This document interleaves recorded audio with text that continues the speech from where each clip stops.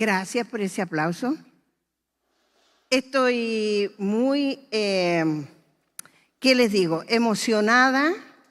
Me siento privilegiada de una manera especial de parte de Dios porque me da el privilegio de compartir su palabra. No es mi palabra, no es lo que yo diga, sino lo que el Señor quiere decir a través de mí, y eso no es tan sencillo. El conectarnos con Dios cada vez que abrimos la palabra para compartirla debe ser algo que llena nuestra vida, nuestro espíritu, nuestro ser entero, para que sea lo que el Señor quiere que hagamos y digamos. Vamos a orar para que el Señor también abra nuestro entendimiento, ¿no? Te damos muchas gracias, Padre Celestial, por todo tu amor y tu bondad, tu misericordia hacia nosotros, Señor. El habernos dado descanso por la noche y levantarnos a un nuevo día. Tú estás presente para nosotros, y más todavía cuando nos das el privilegio, la oportunidad hermosa de poder llegar a tu casa de oración para alabar, para adorar tu nombre glorioso. Tú lo mereces todo, Señor. Y también para escuchar tu palabra. Que sea tu voz, no la mía, Señor. Que sea tu palabra, no lo que yo quiera decir, porque tú eres el que estás presente en nuestro corazón. Gracias te damos. Abre nuestra mente, nuestro entendimiento, que tu Santo Espíritu esté presente para que podamos oír lo que tú quieres que escuchemos, oh Dios, en esta mañana. Te lo agradecemos y te lo pedimos en el nombre poderoso de Jesús. Amén. Amén. Si me ven temblando, ya saben por qué. No es fácil, digo. Estoy frente al Padre, está viéndome. Y digo, no es solo emocionante, sino mucha responsabilidad. El texto bíblico que nos inspira en esta mañana, bajo el título de Aprendiendo a ser un organismo vivo, está en Colosenses, capítulo 1, para quienes trajeron sus Biblias, de los versículos 15 al 20, que dice de la siguiente manera: Él es la imagen del Dios invisible, el primogénito de toda creación, porque en Él fueron creadas todas las cosas, las que hay en los cielos y las que hay en la tierra, visibles e invisibles, sean tronos, sean dominios, sean principados, sean potestades. Todo fue creado por medio de Él y para Él. Y Él es antes de todas las cosas. Es la cabeza, y todas las cosas en Él subsisten. Y Él es la cabeza del cuerpo, que es la iglesia. El que es el principio, el primogénito de entre los muertos, para que en todo tenga la preeminencia. Por cuanto agradó al Padre que en Él habitase toda plenitud, y por medio de Él reconciliar consigo todas las cosas, así las que están en la tierra como las que están en los cielos, haciendo la paz mediante la sangre de su cruz. El Señor bendiga su palabra en nuestros corazones. Ahora, la iglesia, mis queridos hermanos y amigos, la iglesia de Cristo es un cuerpo viviente. La iglesia es un cuerpo viviente. Al hablar de un cuerpo, queridos hermanos y amigos, no estamos hablando de una institución, no estamos hablando de una agrupación de gente que se pone de acuerdo para hacer vida social. Sino al hablar de un cuerpo estamos hablando de un organismo vivo. Y es interesante cómo la Biblia nos plantea este asunto. La Biblia dice que la iglesia de Cristo no es una organización, sino que la iglesia de Cristo es un cuerpo, es un organismo, siendo Cristo la cabeza. Así lo dice la Biblia. La cabeza espiritual de la iglesia no es el pastor. La cabeza espiritual de la iglesia no son los misioneros. La cabeza espiritual de la iglesia no son los sacerdotes, ni siquiera el Papa de Roma.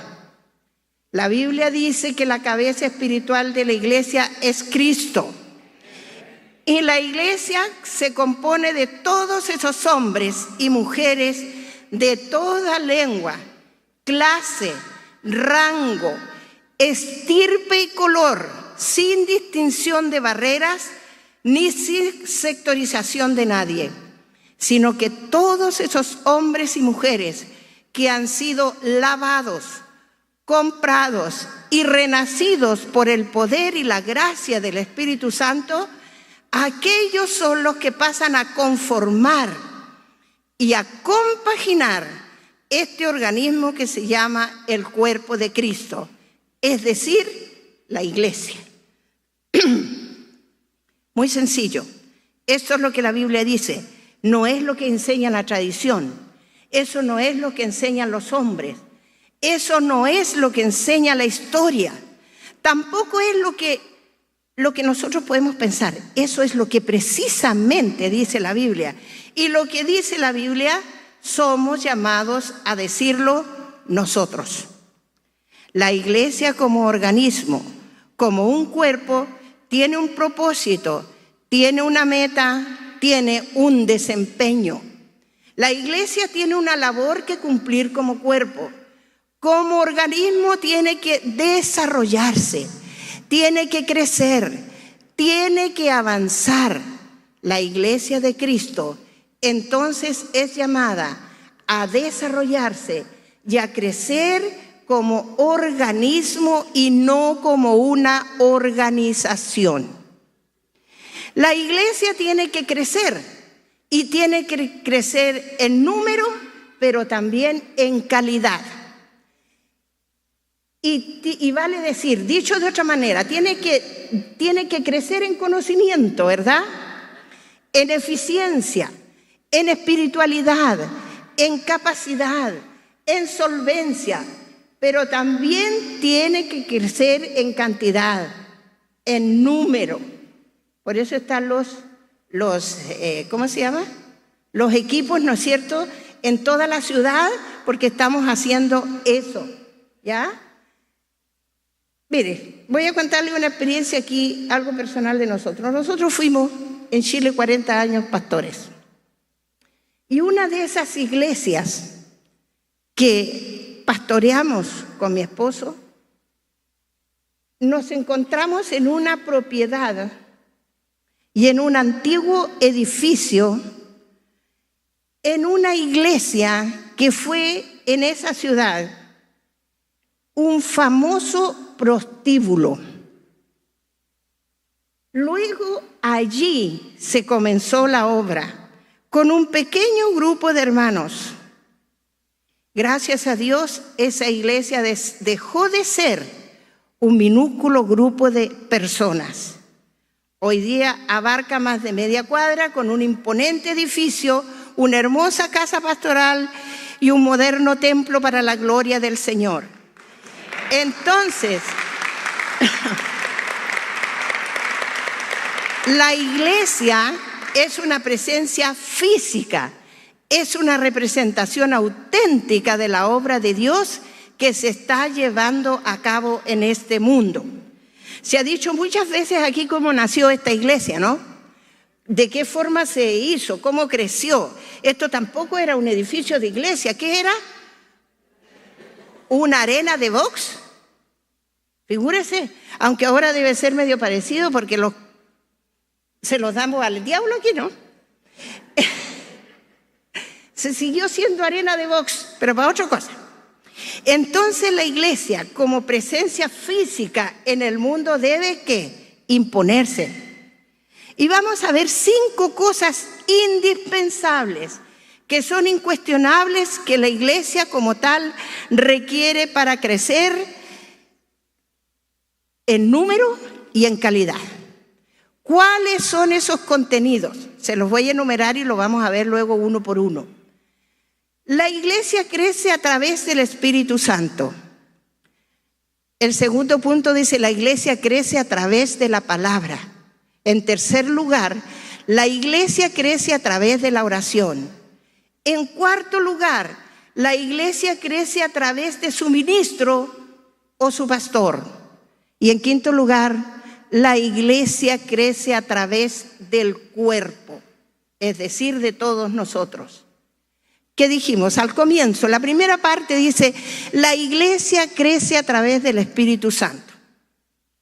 Para que la iglesia crezca en cantidad y en calidad, necesita imperiosamente la presencia y actuación del Espíritu Santo en ella.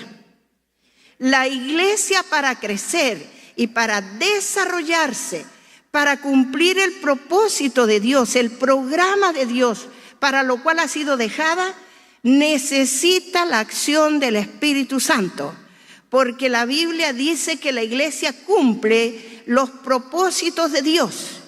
Y no sin razón, Jesucristo dijo, vosotros sois ¿qué? La luz del mundo. Hoy, mis queridos hermanos y amigos, nos toca vivir en medio de una noche oscura. Si no se ha dado cuenta usted, basta mirar en las redes sociales y en todas partes cómo está el mundo, ¿no? Estamos viviendo en una noche oscura, moral y espiritualmente, aun cuando se dice que vivimos en un siglo de avanzada tecnología y de luces. Sin embargo, nunca en la historia del mundo ha habido tanto pecado, tanto desorden, tanta convulsión en todo el mundo como el día de hoy. ¿Qué está pasando? La drogadicción, la prostitución, el alcoholismo, la sexualidad en todas sus formas, la bestialidad. Eso es algo terrible que yo pensaba que solo existía en Europa y en otros países, pero también se da aquí en Chile. O sea, en México, perdón. En Chile también, por supuesto.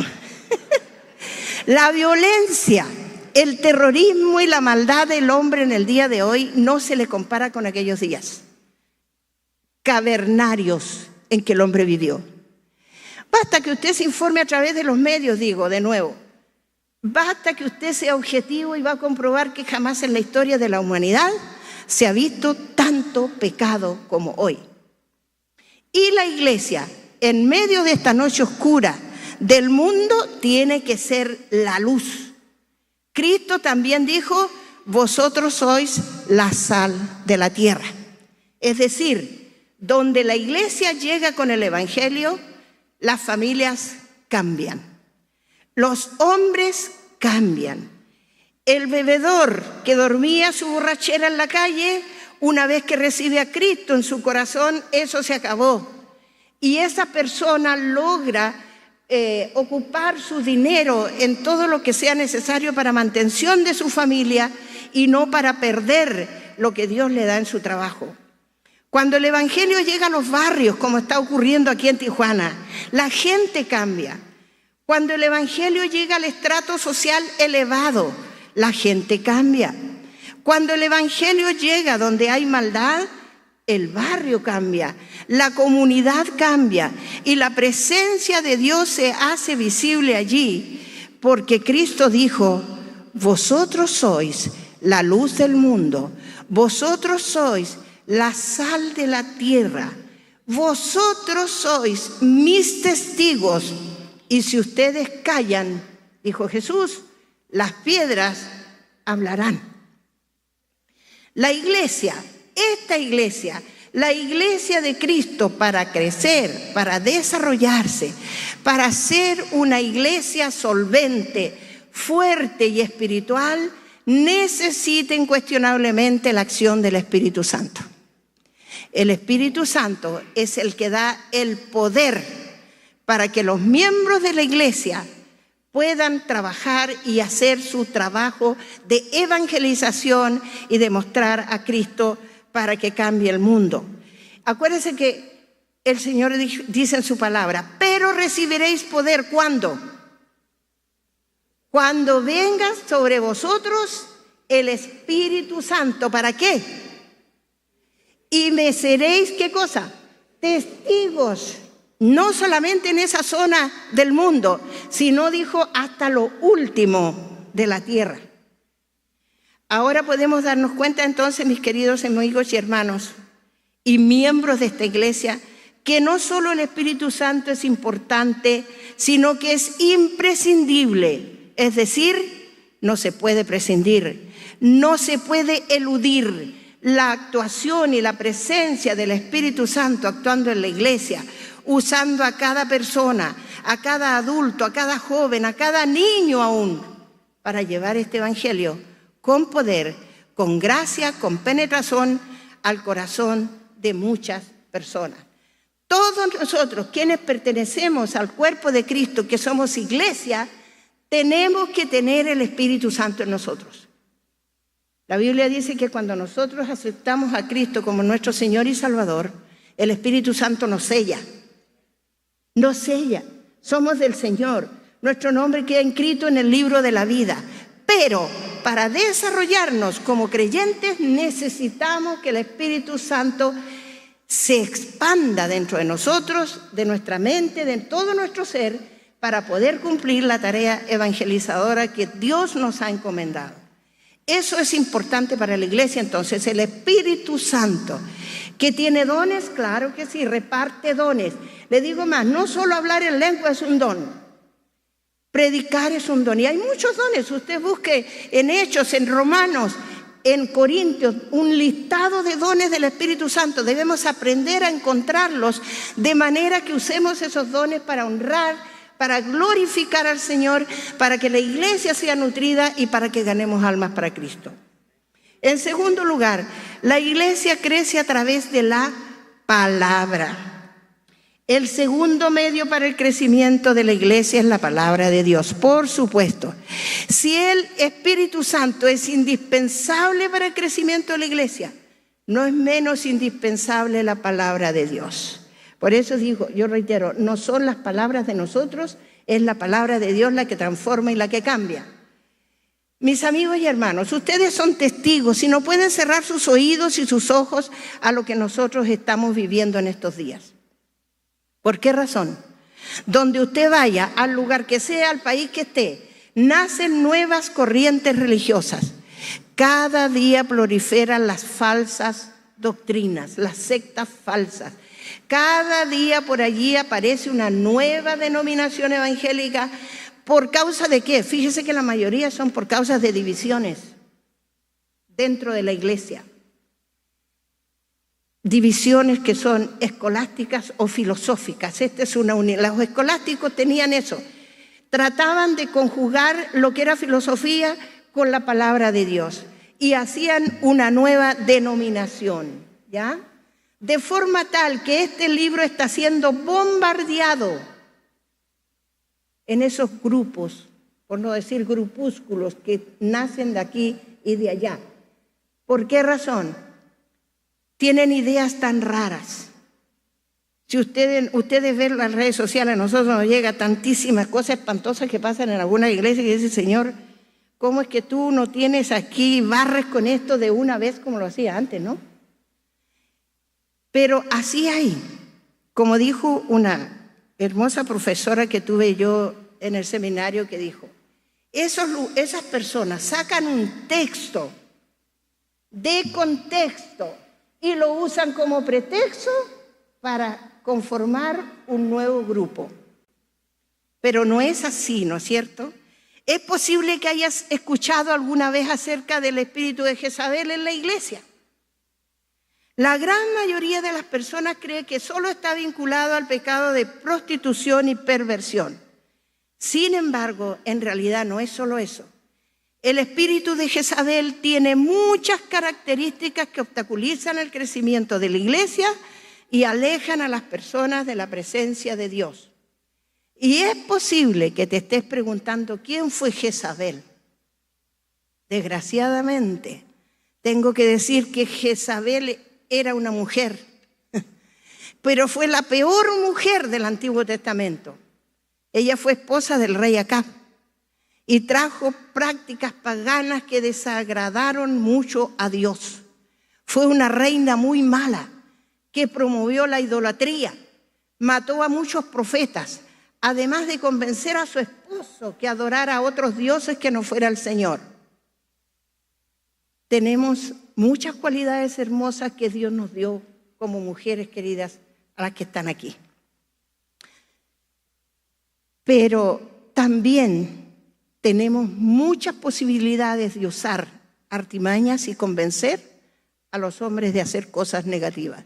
Por eso que es muy importante que nosotras nos revistamos de ese poder y del Espíritu Santo en nuestra vida para hacer ayudas idóneas en realidad. Jezabel, la mejor arma que tenía para engañar, ¿cuál era? Atraer a sus seguidores a través de la prostitución, la sensualidad y la seducción.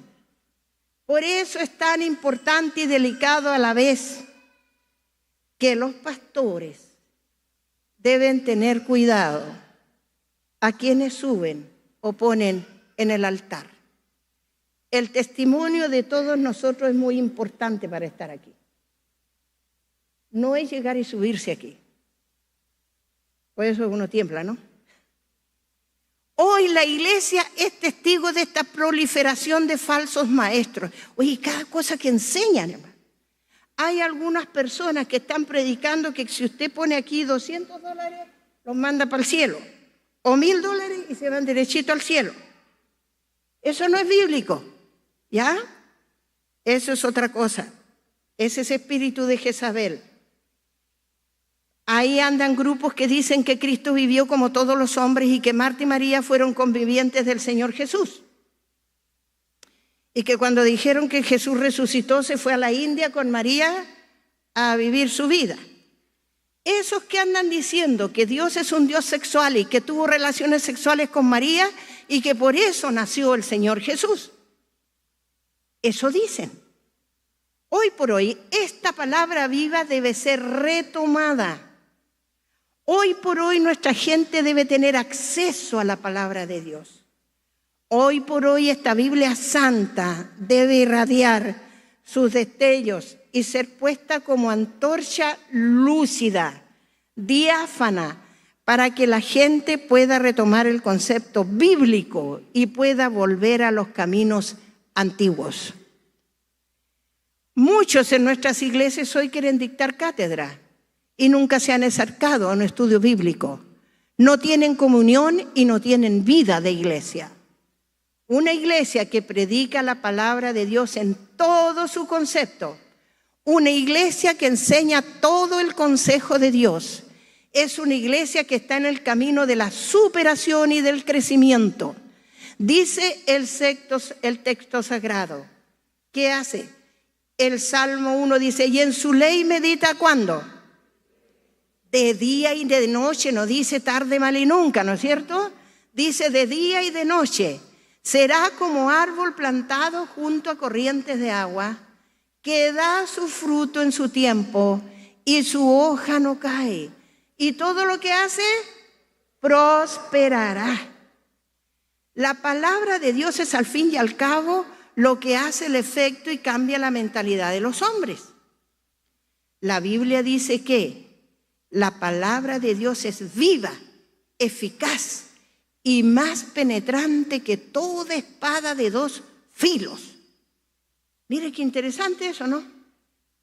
Cuando usted tiene alguna cosa, un pecado que ha cometido y lee la palabra y la palabra le habla, le redarguye, le reprende, es una espada que está clavando su corazón. En tercer lugar, la iglesia crece a través de la oración. Esto que es muy importante, todo es importante en realidad, pero nosotros tenemos que pensar que es el fundamento o el cimiento para el crecimiento de la iglesia. ¿Qué dice Dios en su palabra en 2 de Crónicas 7:14? Si se humillare mi pueblo, sobre el cual mi nombre es invocado, y oraren y buscaren mi rostro, y se convirtieren de sus malos caminos, entonces, dice el Señor, yo oiré desde los cielos, perdonaré sus pecados y sanaré su tierra.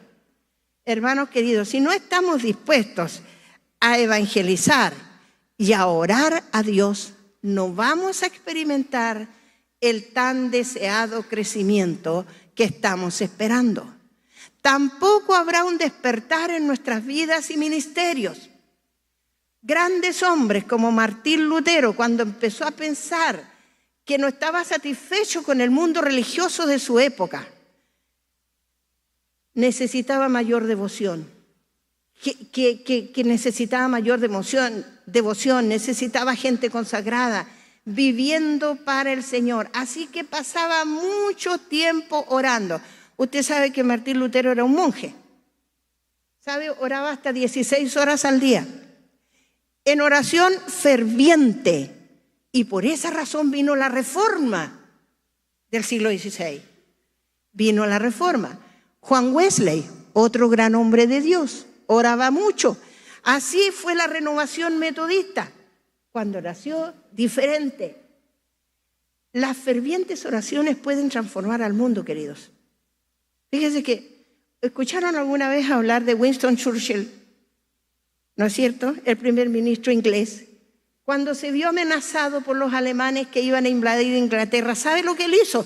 No era un consagrado creyente, pero llamó a la nación a orar y ayunar, y fueron librados de la invasión. Santiago 5:16 dice: la oración del justo puede mucho. Y aunque se ponieran de acuerdo que dice la palabra dos sobre un asunto, el Señor contesta. El domingo pasado escuchamos aquí un mensaje sobre la fe tremendo. No sé cuántos lo recuerdan, pero yo lo he recordado todos los días. Dice que cuando Moisés oró, el mar se abrió formando una supercarretera. ¿Se acuerda que el pastor Rendón dijo: no sé qué habría hecho yo con un palito, cuánto me habría cuestionado con eso? Pero Moisés puso su fe y oró, ¿ya? Abraham oró. ¿Y qué le pasó a Abraham? Le proporcionó un hijo cuando humanamente estaba imposibilitado.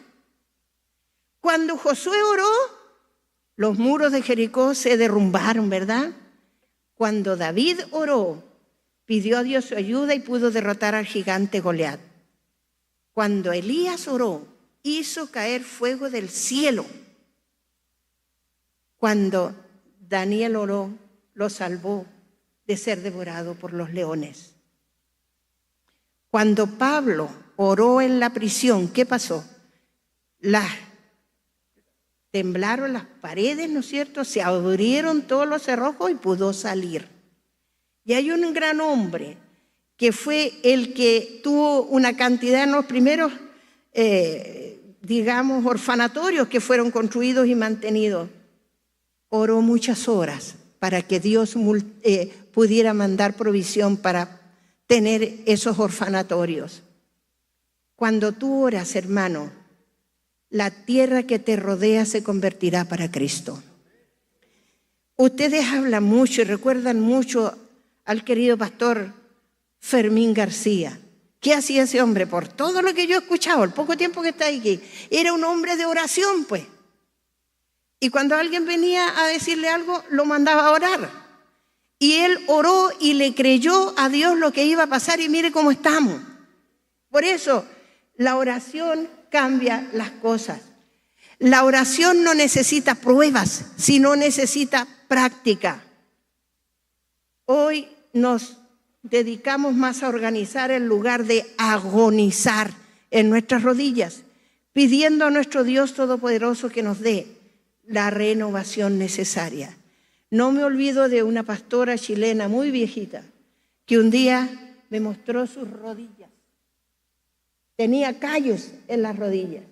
Se llamaba Luz. Y le digo: ¿qué pasó, hermana? Me dice: mira, mijita, yo jamás me arrodillo en una alfombra ni en un cojín.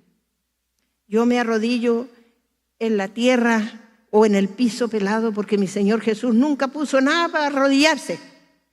Y ella oraba así, tenía callos en la rodilla. Nosotros evitamos muchas veces eso, ¿no?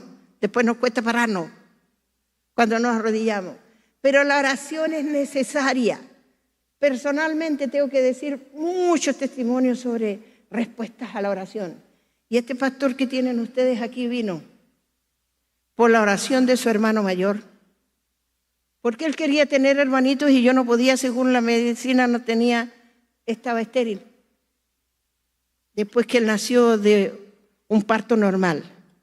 Pero como Dios tiene propósito con todo lo que nos pasa, y yo oraba con ese hijo y él lloraba porque quería tener hermanitos, le dije, mira hijo, el Señor a los niños les escucha todo lo que le quieren pedir.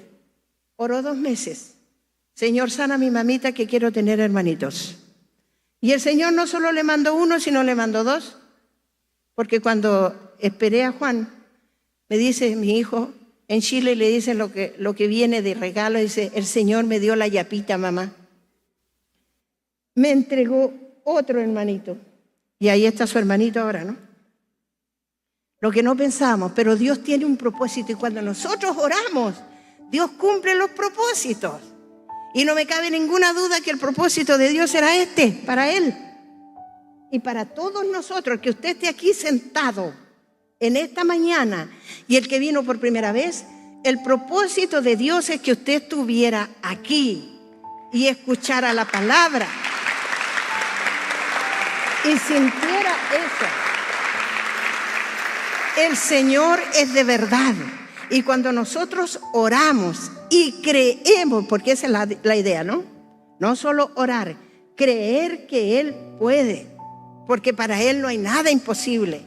Por eso si estamos orando y creemos que Dios va a llenar este lugar, que no va a haber espacio para esto, creámoslo de corazón, con fe, oremos y el Señor lo va a hacer. Eso es lo importante. ¿Qué más? Esto es importante también. La iglesia crece a través de su ministro.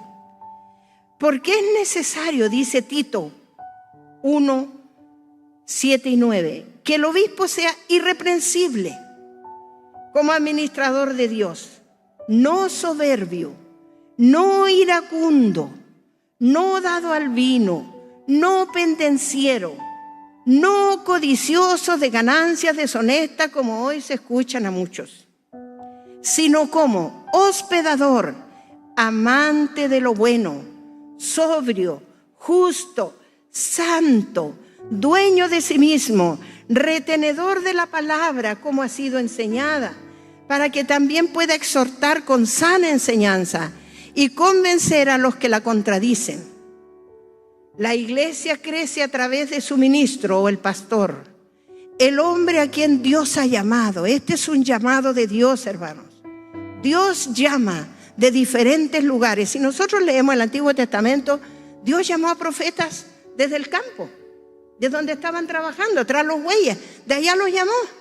Otros eran otra cosa. Dios los llamó allí. Acuérdense que David era pastor de ovejas, ¿no es cierto?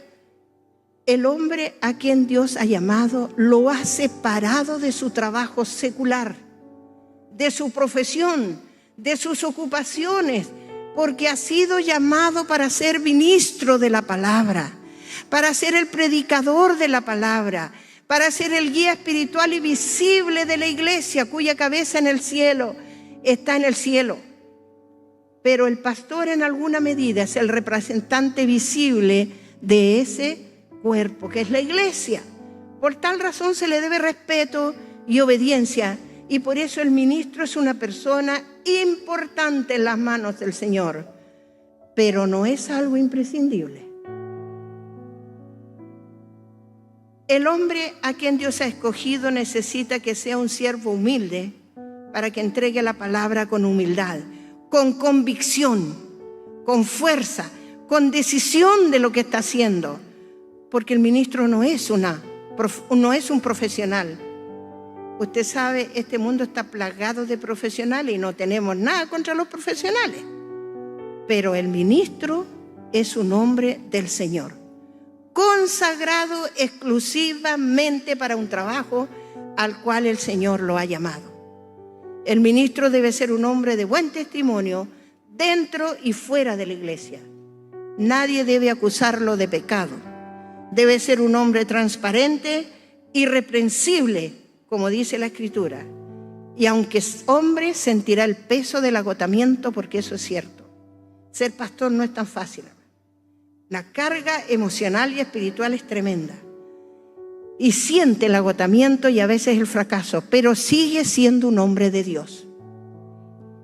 El ministro tiene que ser un hombre que esté incansablemente entregado y entregando ese pan que satisface al alma del hombre y la mujer.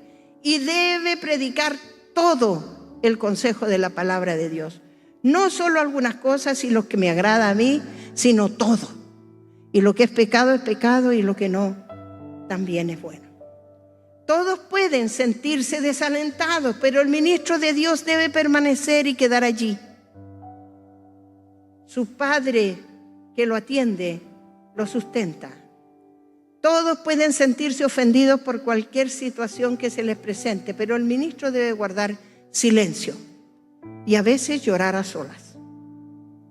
La Biblia dice que después de haber alimentado a 5,000 hombres, sin contar a las mujeres y los niños, la gente comenzó a irse hasta que Cristo quedó solo. Solamente con sus discípulos y Jesús mirándolos a ellos con una mirada penetrante como siempre lo solía hacer. Él les dice: ¿acaso queréis iros vosotros también? Y Pedro, el famosísimo Pedro, el impulsivo Pedro, le dice: Señor, ¿a quién iremos si tú tienes palabras de vida eterna? Así es. Mis amados hermanos y hermanas, si bien es cierto que el ministro, el siervo de Dios, es un hombre de carne y hueso, con debilidades como todos los demás hombres, sin embargo, es un hombre especial en el sentido en que Dios lo ha llamado para un ministerio especial. Ese es el hombre de Dios. Pero ¿qué pasa con su familia? La esposa es aquella mujer idónea que describe tan magistralmente la Sagrada Escritura en Proverbios 31. Les prometo, queridas hermanas, que cuando yo empecé a estudiar este Proverbio 31 me quería esconder debajo de la mesa, ¿no? Si usted lee Proverbios 31, el versículo 10 para adelante, habla de una mujer, pero espectacular, pues todo lo que hace. Y lo que me llamaba la atención es que al final de cuentas, ella hacía todo. ¿Y su esposo dónde estaba? Sentado en la plaza, muy bien vestido, muy ordenadito, conversando con sus amigos, porque la señora hacía todo. Amén, dice la hermana. Sí. Pero fíjese que esa es la mujer virtuosa, dice según la palabra, ¿eh? Ya.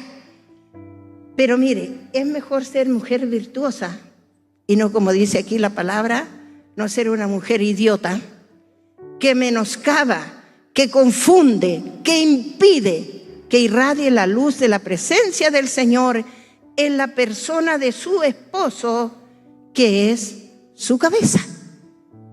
¿Sí? Dios nos hizo a nosotras para ser compañeras idóneas del hombre. Y eso implica muchas cosas, ¿ya? Y nos enseña a través de su palabra que Él es la cabeza del hogar. Y yo debo someterme a eso. Yo sé que ahora las mujeres no están ahí con lo que yo les voy a decir, pero eso aprendí yo. Y les prometo que es una bendición mucho más grande que querer imponerme y hacer cosas yo. Eso es parte de mi ser. Qué interesante saber que la esposa es el brazo derecho del ministro en el ministerio. Es importantísimo. Desgraciadamente en algunos ministerios como si el esposo fuese viudo. En cambio en otros el matrimonio da la impresión de que ambos han sido llamados por Dios al ministerio. Y los hijos que son el fruto del amor deben ser criados en el temor del Señor. La palabra de Dios dice: hijos, obedeced en el Señor a vuestros padres, porque esto es justo. Honra a tu padre y a tu madre, que es el primer mandamiento con promesa para que te vaya bien y seas de larga vida sobre la tierra. Vosotros, padres, no provoquéis a ira a vuestros hijos, sino criadlos como en disciplina y amonestación del Señor. Quiero dejar en claro, hermanos, que las responsabilidades mayormente que existen los padres sobre los hijos es mientras ellos viven bajo el mismo techo. Después que ellos crecen y salen de la casa y quieren hacer lo que ellos quieran, ya no hay responsabilidad. Yo cumplí con lo que tenía que hacer y ellos sabrán cómo viven, ¿no? En quinto lugar, la iglesia crece a través del cuerpo. ¿Quién es el cuerpo? Todos nosotros. 5 factores súper importantes para el crecimiento. El Espíritu Santo, dijimos, la palabra, la oración, el ministro o el pastor, pero también a través de la gente, vale decir los miembros que componen la iglesia. La Biblia dice que los miembros de la iglesia son cartas leídas de todas las gentes. ¿Cómo lee su vecino a usted? ¿Qué dice de usted? ¿Qué está leyendo en usted? Los miembros de la iglesia tienen como tarea honrosa la proclamación del Evangelio de Jesucristo en todas sus formas. Los miembros de la iglesia tienen que ser ganadores de almas para Cristo. Y a los que no les gusta ganar almas para Cristo, fíjese que en Isaías les da un epíteto muy feo, ¿eh? Isaías 56 del 10 al 11 dice que son perros mudos. En su casa lea ese pasaje porque es súper importante. Mis queridos hermanos y amigos, el testimonio de cada uno de ustedes es el aval para el testimonio y el crecimiento de la iglesia. He escuchado muchas veces a lo largo de mi vida, que ya son hartos años, decirme gente, mire, es que para ser como mi vecina, prefiero quedarme como estoy. Y para tener la boquita que tiene mi vecino, prefiero quedarme como usted. El vecino va a la iglesia con la Biblia en la mano, pero tiene una boca espantosa. Y la vecina también. Entonces no vamos a hacer testimonio así, hermano. Nosotros, eso tiene mucho que ver, es el aval para que la gente quiera estar en la casa del Señor, quiera ser miembro de la iglesia, quiera tener a Cristo en su corazón. La iglesia apostólica creció y se fortaleció porque era transformada por el poder del Espíritu Santo en alma, cuerpo y espíritu. Y esa gente podía experimentar esa nueva vivencia del salmista cuando decía: Dios me levantó del lodo cenagoso, puso mis pies en la roca viva, afirmó mis pasos en la roca y puso en mis labios, ¿qué? Un cántico nuevo, alabanzas a Dios. Mis apreciados hermanos, a la iglesia le queda muy poco tiempo para actuar. Y creo que nunca jamás se darán las oportunidades que se están dando ahora y que la iglesia tiene en el día de hoy para proclamar el Evangelio de nuestro Señor Jesucristo. Estas 5 cosas que el Señor nos da para que la iglesia actúe hoy, porque las necesita imperiosamente, son indispensables en su diario acontecer. Por lo tanto, tenemos que tener en cuenta que la presencia y acción del Espíritu Santo es valiosísima en el cuerpo de Cristo. La palabra del Señor debe ser muy importante porque usted tiene que meterla aquí y aquí, de manera que cuando la necesite a tiempo, ahí está, para dar el testimonio. La oración intercesora, la vida y testimonio del ministro o del pastor. Y por último, los miembros de la iglesia en su afán glorioso, inequívoco de obedecer a su insigne Maestro, Señor y Salvador Jesucristo. Él nos enseñó de buena manera cómo tenemos que hacerlo. Tenemos que pedirle solamente al Señor que nos ayude, porque podríamos profundizar mucho más en todo esto, pero tenemos tiempos acotados, ¿no es cierto? Así que vamos a darle gracias a Dios por esta palabra, porque Él nos enseña todos los días, queridos, todos los días a ser mejores cada vez. Quisiera que se pusieran de pie, por favor, y vamos a orar, a darle gracias a Dios, porque somos parte de su cuerpo y queremos ser ese organismo vivo, pues, que refleje la presencia del Espíritu Santo en nuestra vida y que podamos enseñar a otros el mensaje. Vamos a orar. Padre Celestial, una vez más, Señor, nos inclinamos delante de ti para que tú puedas morar en nuestros corazones, en nuestras vidas. Agradecerte en primer lugar por tu palabra, Señor, que es tan inmensamente grande, por tu palabra que encierra tantas cosas. A veces, Señor, no terminamos nunca de decirlo, pero es como río de agua viva que fluye a través de nosotros para que entendamos, para que aprendamos. Te damos gracias por esa palabra, te alabamos y bendecimos tu nombre. Y esperamos, Señor, que en esta mañana, esta palabra que ha sido entregada, pueda ser algo que redarguya el corazón y la mente de todos aquí. Señor, para que todos podamos poner el esfuerzo y el empeño en que esta palabra sea proclamada y declarada en toda esta hermosa ciudad de Tijuana, de manera que muy pronto veamos que estos asientos se hacen pocos para retener toda la gente que viene a adorar y alabar tu nombre. Bendícenos, Señor, en el buen propósito como iglesia que tenemos de no solamente de venir, sino de ir, de enseñar, de ayudar, de bendecir como hijos tuyos. Que todos quieran ser lo que nosotros somos, oh Dios. Que todo el mundo quiera tener a Cristo como su Señor y Salvador. Padre amado, bendice esta iglesia, bendice este grupo Unidad.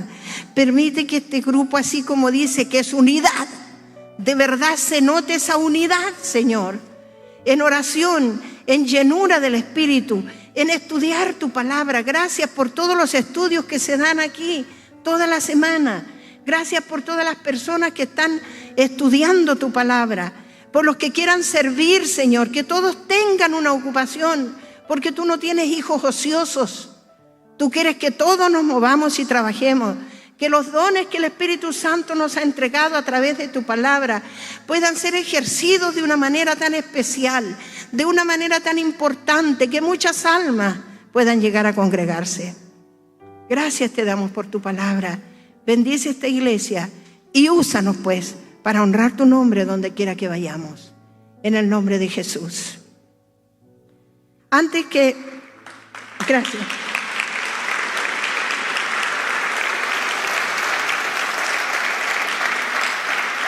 No sé si aquí alguien vino por primera vez, no sé si alguien levantó la mano cuando preguntaron, pero si ha llegado alguien que todavía no tiene a Cristo en su corazón, quiero decirles que la palabra del Señor dice que si confesares con tu boca que Jesús es el Señor y creyeres en tu corazón que Dios le levantó de los muertos, serás salvo. Y en 1 Juan 1:9 dice, si confesamos nuestros pecados, Él es fiel y justo, ¿para qué? Para perdonar nuestros pecados y limpiarnos de toda maldad. Entonces voy a hacer una oración. Si alguien vino por primera vez y quiere tener a este Señor que nosotros tenemos en el corazón, repita esta oración, por favor. Padre Celestial, te doy gracias porque en esta mañana, escuchando tu palabra, entiendo, Señor, que tú quieres que yo reciba a Jesús como mi Señor y Salvador. Quiero ser parte de esta iglesia para poder traer a otros a ti.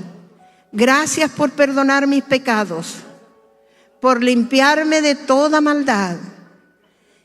Y quiero que escribas mi nombre en el libro de la vida, para que un día no muy lejano yo pueda estar allá en tu presencia. Gracias, Padre Celestial. Te lo pido todo en el nombre de Jesús, nuestro amado Salvador. Amén, amén, amén. Gracias al Señor por eso, por su palabra. Que Dios les bendiga.